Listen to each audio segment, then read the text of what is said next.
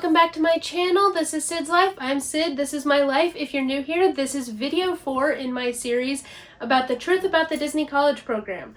In the last 3 videos, I discussed what it's like to apply and get accepted, what it's like to leave and move into Flamingo Crossings for your program, what it's like during the program, and then in this video, I'm going to be discussing what it's like leaving your program.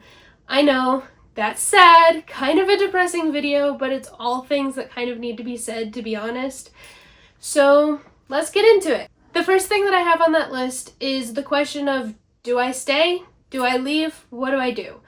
Now this question does kind of need to be answered earlier on in your program because you will run out of time to extend, you will run out of time to do part-time, full-time. So you do need to ask yourself that question earlier on and figure out what you want to do. But once you know what you want to do, that will determine, obviously what happens after your program ends. For me, I decided to leave. I wanted to finish school. I still do want to finish school. I'm currently loving school. I'm sure there will be videos about that soon. But yeah, I do have friends that decided to stay. They're doing part-time, full-time. They seem to be loving it. I can't wait to go back and see them. If you're watching this, hi guys, I miss you so much. Hopefully I'll see you soon, hopefully over summer. Yeah, so after you've made that decision, if you're like me and you decide to leave, you do have those final shifts in your location. Those can be sad. For me, I actually got the perfect setup for my last shift because I managed to talk to the coordinator that I had gotten the closest to at the time, and I talked to him and got my last shift to be on a night that he was closing Satuli, and then the other coordinator that I was closest to happened to be closing Pongu Pongu, and one of my favorite leaders was closing both, so I got the perfect closing team, to be completely honest. I would not have traded that last shift for the world. That was so perfect for me. It was still so sad because it was my home. Satuli Canteen was my home for those 7 months. The people there were my family. They still are. I miss them so much. But, life changes. Life moves on, so you've got to as well. So it's one of those, it hurts. Yes, it hurts to leave those people, especially when you are there for so long. But you can go back and see them, and yeah, that's all I'm gonna. For me, that last shift really was perfect, like I said, because of the people. I also talked to my coordinator, and he gave me the perfect closing position, which just happened to be a position that I hurt myself the first time I closed. If you were there, you remember that. That was an interesting night, to say the least. I did not finish closing that night, but yeah, I got the perfect position to close. I had the perfect team to close. It was so much fun. There were a lot of tears shed during that last post-shift meeting, and especially during the final Kiyamame, but I would not have traded that for anything, and I am so glad that I had that, and I'm glad that I have those memories. Part of your last shifts as well, because not everyone that you worked with is going to be working the same night that your last shift is. So you're going to have to say bye to people ahead of time. You're going to have to make sure people know, hey, that's your last shift. The people that you want to say goodbye to, you're going to have to tell them. And for my location at least, I think everywhere, or at least a lot of places do this, I had a book for people to sign. So you'll probably want to be like, hey, please sign my book, that kind of thing. I have people's signatures, notes from them, signatures, and I will be able to look back on that forever, and I'm so glad that I have that as well.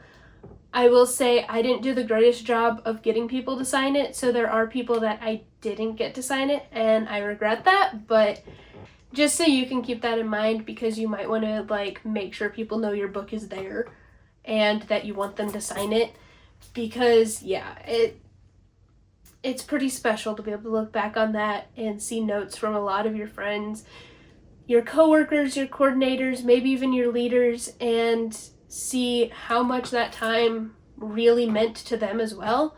It's a really cool thing to have. So I highly recommend that, especially like if it's a thing at your location. I highly recommend doing that. Even if it's not, honestly, bring the book in anyway. Like, you're Disney, like you're working at Disney. Autographs are everywhere. Like, it is what it is. People will get it. Along with your final shifts, you also have your final park days. For me, that meant trying to fit everything in that I wanted to do. I rode Rock and Roller Coaster again. I rode Guardians of the Galaxy again. I ate at the restaurants that I liked. I went back to all the restaurants that I worked at because I did pick up shifts in every park while I was there. So I wanted to eat at every place that I picked up. So that was pretty cool for me. There's a lot of things to do in those parks. I also had my final park days at Universal, which, being the Harry Potter fan that I am, that was a lot of fun to be there. And honestly, doing a solo day at Universal was a lot of fun. Not gonna lie. But that's not what this video is about, so just keep that in mind. I kind of already said this, but it's kind of hard during that last little bit because when you first get there, I feel like it's so easy to go into the parks all the time and get burned out very quickly. But once you're leaving, you want to fit everything in. And it's not just the parks. I mean, in the parks, you want to ride all the rides you wanted to ride, get the pictures with the characters, get signatures, buy things that you wanted to buy. But you also want to spend time with your friends. You want to hang out. You want to do what you had been planning to do with them. Go to the beach.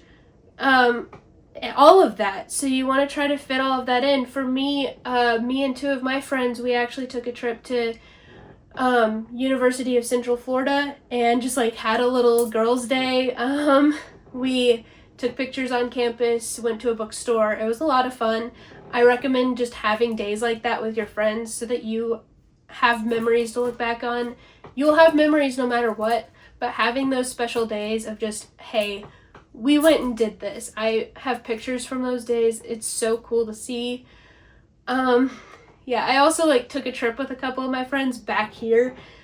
There's just a lot of cool memories to have from that, and I highly recommend like taking pictures, taking videos, even if it might make you a little uncomfortable at first, do it, because I promise you, no one's judging you but you. So just do it so you have those memories to look back on, because you don't want to lose that. I forgot to put this on the list, but also packing everything from Flamingo to go back home. For me, I had my car. I had a trunk and part of my back seat that were full with all of my stuff from the last 7 months. Not even, because I took suitcases home when I went to go visit. Needless to say, I did a bit of shopping. But I would highly recommend packing a little ahead of time, because if you're supposed to be out of your apartment by 10 a.m. the next day and it's 10 p.m. and you're packing, you probably started a little late. Like, not judging, but I wouldn't be putting it off that far. But yeah, you'll want to get everything out. You will be told to basically get out of Flamingo by 10 a.m. And you'll have to turn in your Flamingo card, turn in your parking pass. And yeah, make sure everything's clean so that they don't try to charge you for anything. And leave, say goodbye to your roommates. For me, one of my roommates came to a breakfast that I had the last day that I was there, which the last thing on my list is saying goodbye.